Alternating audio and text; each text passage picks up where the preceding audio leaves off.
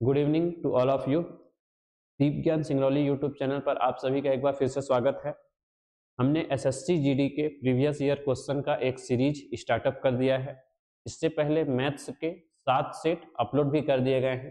तो जो विद्यार्थी आज पहली बार हमारे चैनल के साथ जुड़ रहे हैं वो पीछे प्ले लिस्ट में जाके पीछे जो भी 7 वीडियो अपलोड किए गए हैं मैथ्स के उसे जाके देख सकते हैं, ताकि उन्हें एक आइडिया मिल जाए कि किस प्रकार के प्रश्न अभी तक एग्जाम में आए हैं और उससे मिलता जुलता प्रश्न भी आगे आते रहेंगे, तो उनको तैयारी में एक बेनिफिट मिल सके और एक आइडिया लग सके। आइए आज का सेट हम देखते हैं। ये प्रीवियस ईयर 2025 का सेट लिया गया है जिसमें मैथ्स के 20 क्वेश्चन थे। तो पहला प्रश्न है m अनुपात n बराबर 9:6, तो m प्लस n अनुपात m माइनस n क्या होगा। तो ऐसे प्रश्न क्या करते हैं, m अनुपात n 9:6 दिया है, m की वैल्यू 9 रख लेंगे, n की वैल्यू 6 रख लेंगे और डायरेक्ट जो पूछा गया उसी पे वैल्यू पुट कर देंगे। तो पूछा गया है m प्लस n अनुपात m माइनस n।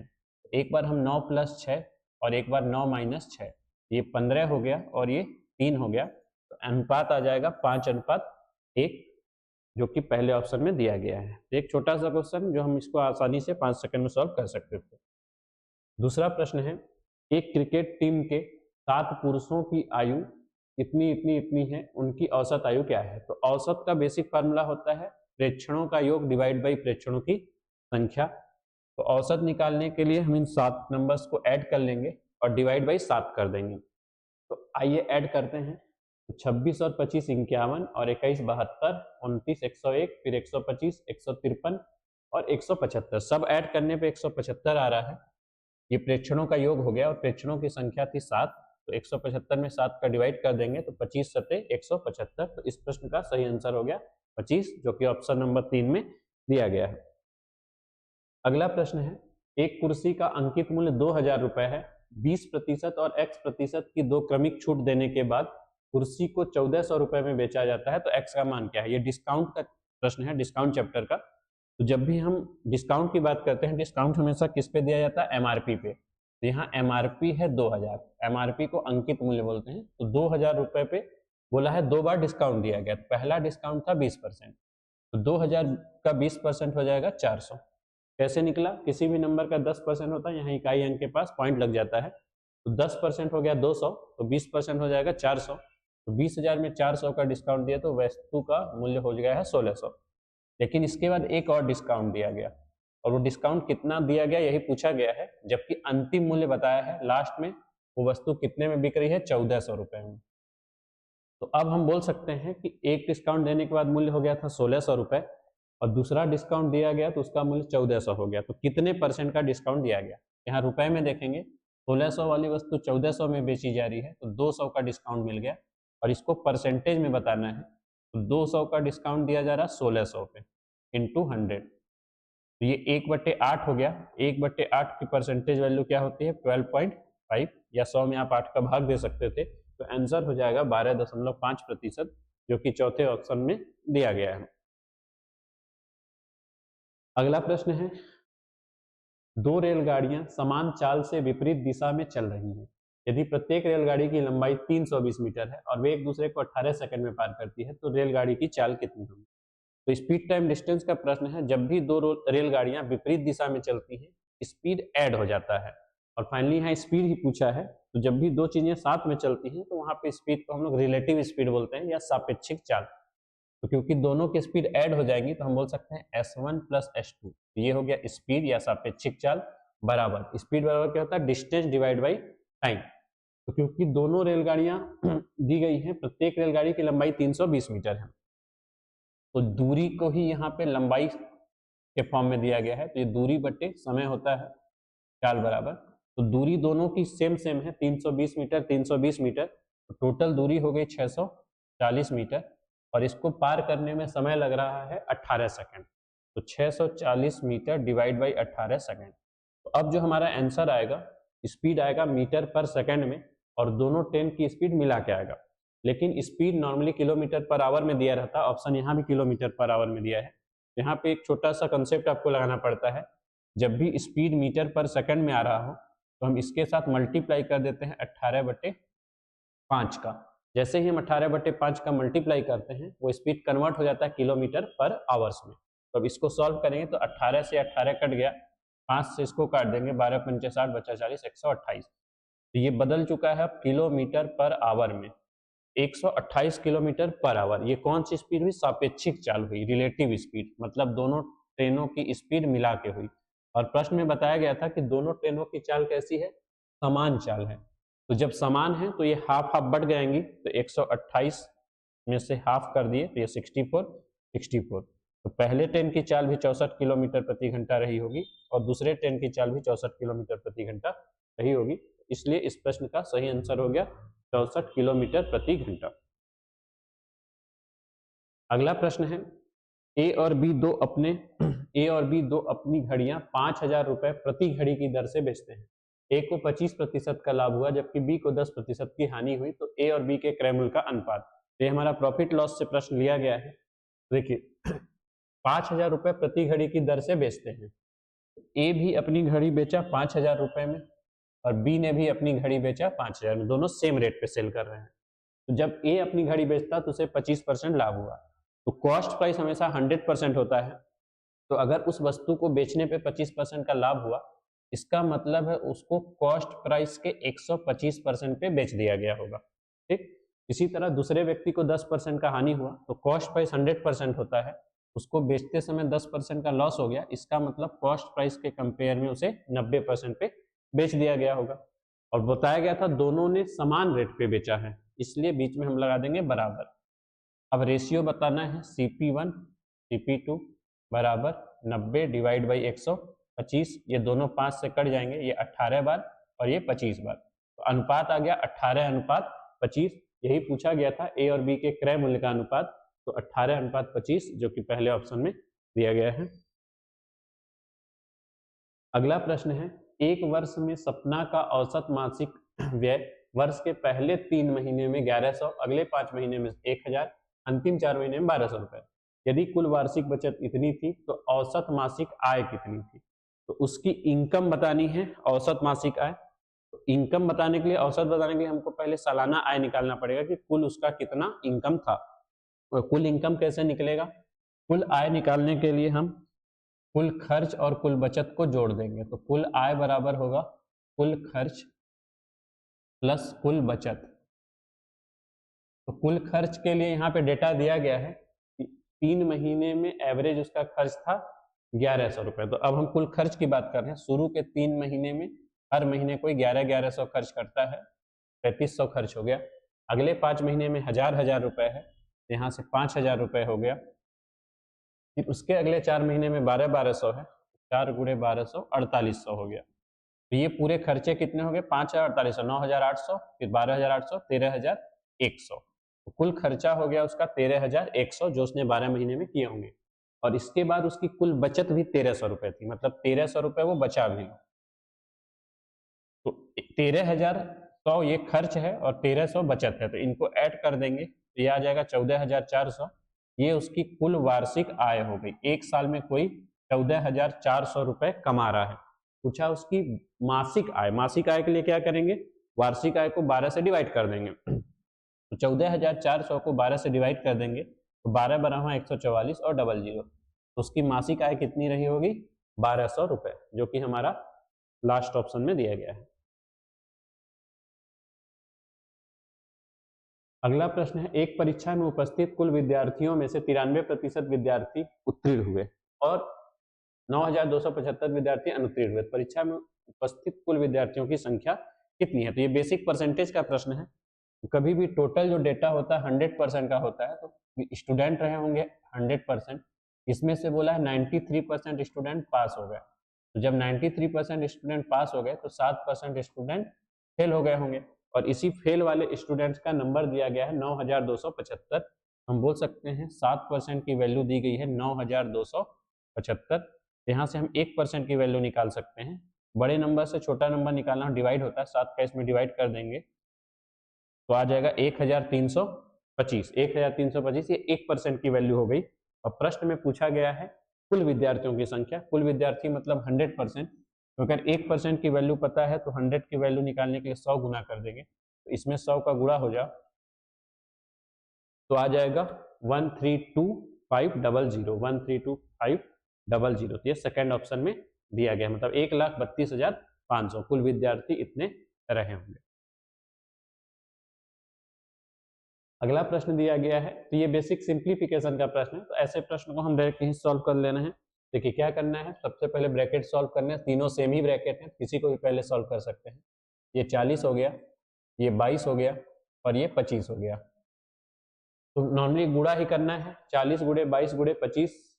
तो 25 का अगर हम 40 से गुणा कर दें या 25 का 22, किसी का भी पहले कर सकते हैं। तो अगर 25 का हम 40 से गुणा कर दें तो ये 1000 हो जाएगा, और 1000 में फिर 22 का गुणा कर देंगे तो 22,000 हो जाएगा। बेसिक कैलकुलेशन ही करना था इसमें, और कुछ नहीं। अगला प्रश्न है, किसी मूलधन पर 40 वर्षों के लिए प्राप्त साधारण ब्याज उस मूलधन का 2/5 है, तो ब्याज की वार्षिक दर कितनी है। इसका मतलब अगर कोई पैसा हम साधारण ब्याज की दर से लगाते हैं तो जो साधारण ब्याज मिलता है उस मूलधन का 2/5 है। तो पहले आइए 2/5 का मतलब समझते हैं कि 2/5 को अगर परसेंटेज में पूछा जाए कि इसका मतलब क्या होता है, परसेंटेज में इसका मतलब होता है 40%। इसका मतलब जब हम पैसा लगाए होंगे 40 वर्षों के लिए, तो उस 40 वर्षों में हमको 40% का ब्याज मिला होगा। 40 वर्षों में 40% का ब्याज मिला होगा। और साधारण ब्याज का नियम क्या होता है कि हर वर्ष में ब्याज समान मिलता है। तो अगर 40 वर्ष में 40% का ब्याज मिल रहा है, इसका मतलब एक साल में 1% का ब्याज मिला होगा। का मतलब 1% ब्याज मिला होगा एक साल में। तो प्रश्न यही पूछा है, ब्याज की दर बताइए, ब्याज की दर बताइए, वार्षिक दर। और ब्याज की वार्षिक दर का मतलब ही होता है कि एक साल में कितना % ब्याज मिल रहा है। यहाँ से सीधा सीधा हम बता सकते हैं एक साल में 1% का ब्याज मिल रहा था, तो आंसर हो जाएगा 1%। अगला प्रश्न है, फिर से सिंप्लीफिकेशन का प्रश्न है, तो इसको हम वन लाइन में ही देख लेते हैं। तो ध्यान रखना है आपको, पहले ब्रैकेट के अंदर की वैल्यू सॉल्व होती है।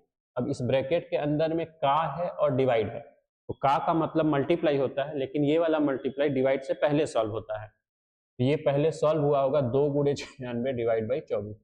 96 का डबल 192 डिवाइड बाई 24, 24 अट्ठे 192 होता है। तो इस पूरे ब्रैकेट का वैल्यू आ गया 8, ये 8 आ गया। और इसके बाहर अब देखते हैं 41 है, गुणे है, फिर ब्रैकेट है 4 गुणे का है, का मतलब गुणा, 4 गुणे 36 डिवाइड बाई 8। तो पहले गुणा होगा फिर डिवाइड होगा, क्योंकि ये गुणा का वाला है।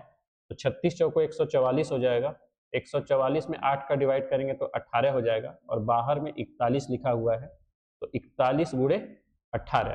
तो 18 एकम 18 बचा 1, 18 चौको 72, 1 73, तो आंसर हो जाएगा 738। तो बेसिक बोर्ड मास रूल का यहाँ यूज करना था, उसका अवेयरनेस आपको होना चाहिए कि बोर्ड मास में पहले किसको सॉल्व किया जाता है।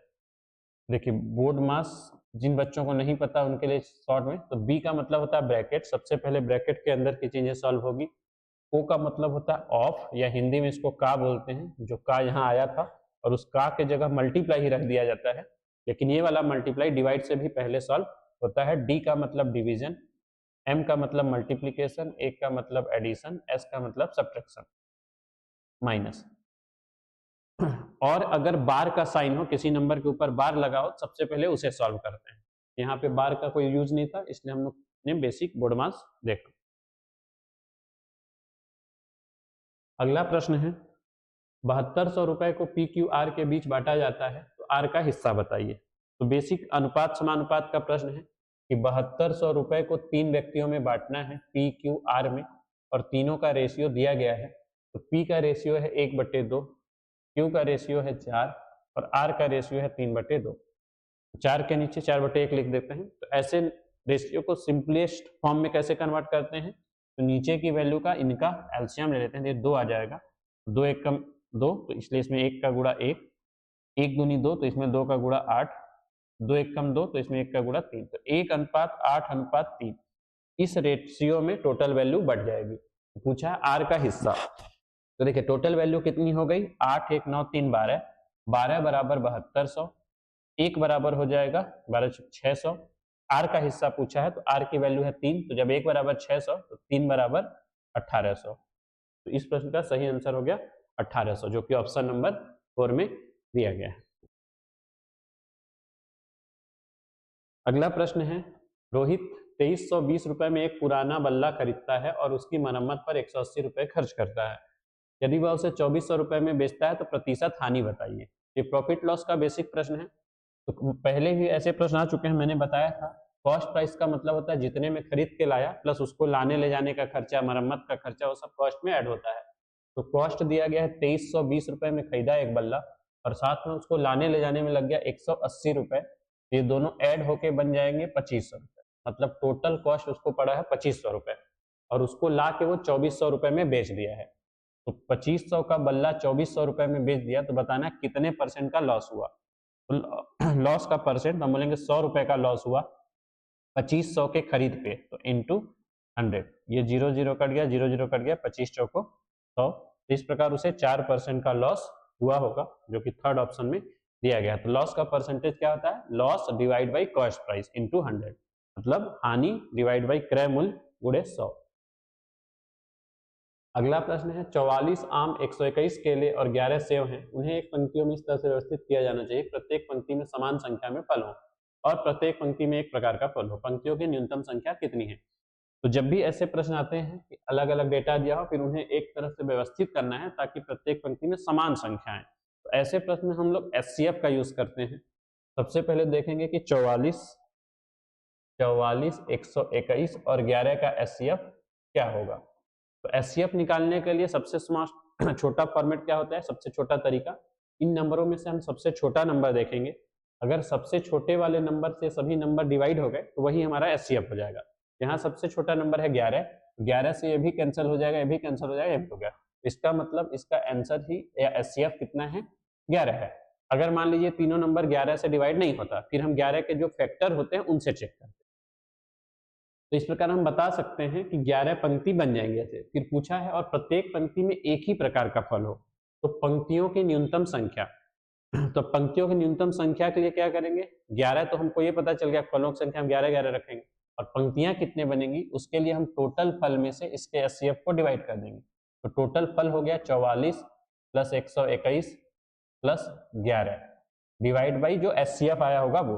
तो 121 प्लस 44 165 प्लस 11 176 डिवाइड बाई 11। तो 11 एकम 11 बचा 66, 11 छक्के 66। इस प्रकार के 16 पंक्तियां बन जाएंगी। आंसर हो गया 16। अगला प्रश्न है यदि एक आयत की लंबाई में 14.28% की वृद्धि हो जाए तो क्षेत्रफल समान रखने के लिए चौड़ाई में कितने प्रतिशत की कमी की जानी चाहिए? तो परसेंटेज का बेसिक प्रश्न है। जब किसी एक वस्तु का मूल्य हम बढ़ा देते हैं कुछ परसेंट, फिर वापस कितना परसेंट कम कर दें कि उसके स्टार्टिंग प्राइस पे कोई इफेक्ट ना पड़े। देखिए इसमें 14.28 दिया गया है, तो 14.28 का मतलब होता है 1/7। अगर इसका फ्रैक्शन पूछा जाए तो 14.28% का फ्रैक्शन क्या होता है? 1/7। तो बोला गया स्टार्टिंग में किसी आयत की लंबाई इतनी बढ़ा दी गई, तो 14.28% बढ़ाने का मतलब है कि 1/7 या 7 में 1 बढ़ा दिया गया। तो 7 में 1 बढ़ा दिया गया तो ये हो गया 8। फिर आगे दिया गया है तो क्षेत्रफल समान रखने के लिए चौड़ाई में कितने परसेंट की कमी करनी पड़ेगी। इसका मतलब है जो 7 से बढ़ा के 8 कर दिया गया है, अगर हम उसको वापस 7 पे लाएं तो क्या होगा? वापस 7 पे लाने के लिए अब हमको 8 में से 1 कम करना पड़ेगा। तो 8 में से 1 कम करेंगे तो वापस 7 पर आ जाएगा। तो पूछा है कितना परसेंट कम करना पड़ा, तो 1 कम करना पड़ रहा है 8 में से इंटू 100। 1/8 की वैल्यू क्या होती है? 12.5। 100 में 8 का भाग दे सकते हैं, तो आंसर हो जाएगा 12.5%। अगला प्रश्न है मान ज्ञात कीजिए। फिर से फ्रैक्शन सिंप्लीफिकेशन वाला ही प्रश्न, तो इसको वन लाइन में ही हम कोशिश करते हैं सॉल्व करने का। तो पहले ब्रैकेट के अंदर की वैल्यू सॉल्व करेंगे। देखिए 175 गुणे 72, तो यहाँ गुणा है, डिवाइड है, प्लस। सबसे पहले डिवाइड होगा तो ये 3 आ जाएगा। फिर 175 गुणे 3 प्लस 5, फिर इसके भी बाहर है 20। फिर ये सॉल्व होगा, उसके बाद लास्ट में डिवाइड होगा। क्योंकि ये ब्रैकेट के अंदर है, पहले ब्रैकेट की अंदर की वैल्यू सॉल्व होती है। तो 175 का 3 से गुणा कर देंगे, 3 5 15 बचा 1, 21 1 22 बचा 2, 3 525 प्लस 5, ये 530 आ गया, गुणे 20 आ जाएगा, उसके बाद डिवाइड आ जाएगा। तो 530 गुणे 20, 530 का 10 गुना होगा 5300, 5300 का डबल हो जाएगा 10,600। तो 10,600 और डिवाइड बाई 2, डिवाइड बाई 2 मतलब फिर से यह हाफ हो जाएगा, तो आ जाएगा 5300, 5300, जो कि चौथे ऑप्शन में दिया हुआ है। अगला प्रश्न है, एक छात्र ने एक परीक्षा में 75% अंक प्राप्त किए और 60% अंक प्राप्त करने वाले दूसरे छात्र से 30 अंक अधिक प्राप्त किए। देखिए बोला है एक परीक्षा में एक विद्यार्थी ने 75% अंक प्राप्त किए और वह जो दूसरा विद्यार्थी है जिसने 60% अंक प्राप्त किए उससे कितना नंबर ज्यादा है, 30 अंक। तो इसका मतलब हम देखेंगे कि इससे ये परसेंटेज में कितना ज्यादा है, 15% अधिक है। पहले विद्यार्थी दूसरे विद्यार्थी से 15% अधिक है और प्रश्न में इसको संख्या में बताया है कि पहले विद्यार्थी ने दूसरे विद्यार्थी से 30 अंक अधिक प्राप्त किए। तो हम बोल सकते हैं कि 15% की वैल्यू 30 अंक के बराबर हो गई। 15% की वैल्यू 30 अंक के बराबर हो गई, मतलब डबल, 15 का डबल 30। पूछा गया परीक्षा में अधिकतम अंक क्या है। तो अधिकतम अंक का मतलब होता है 100%। 100 का डबल 200, तो परीक्षा के अधिकतम अंक कितने हो गए, 200, जो कि फोर्थ ऑप्शन में है। अगला प्रश्न, चक्रवृद्धि ब्याज से संयोजित रखी गई एक धनराशि 10 वर्षों में दोगुनी हो जाती है, तो वह समय ज्ञात कीजिए जिसमें वह धनराशि स्वयं की 4 गुनी हो जाएगी। तो सीआई का एक बेसिक रूल मैंने बताया था, कोई धनराशि जितने समय में जितनी भी गुनी होगी तो फिर से अगर हम उतने ही साल बढ़ेंगे तो फिर से उतनी गुनी होगी। जैसे अगर कोई राशि 10 वर्षों में दुगुनी हो गई, 10 वर्षों में 2 गुनी हो गई, तो अब जब हम 10 साल आगे बढ़ेंगे, अगला 10 साल जब फिर से आएगा, मतलब जब 20 साल हो जाएगा,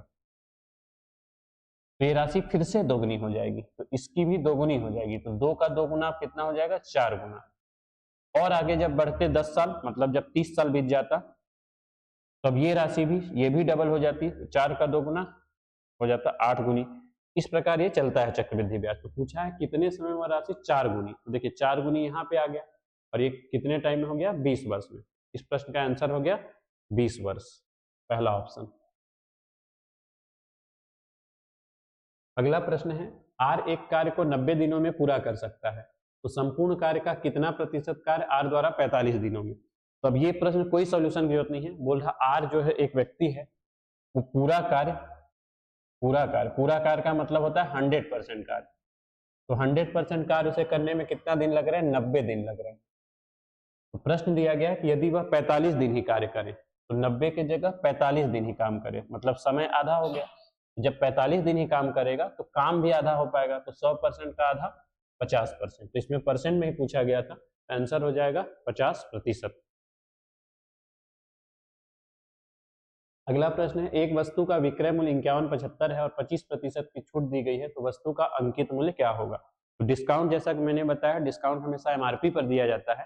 तो मान लीजिए एमआरपी कुछ रहा होगा, जैसे मान लेते एन था, एक एमआरपी था और उस एमआरपी पे 25% का डिस्काउंट दे दिया।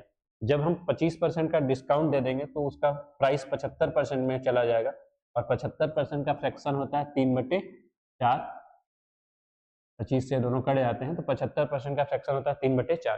तो अंकित मूल्य के कंपेयर में वो 75% पे ही बेच दी गई, क्योंकि 25% का डिस्काउंट दिया गया और वो बिकी कितने में, 5175 रुपए में। तो ये दिया गया है कि किसी संख्या का 75% 5175 है, तो वो संख्या क्या होगी।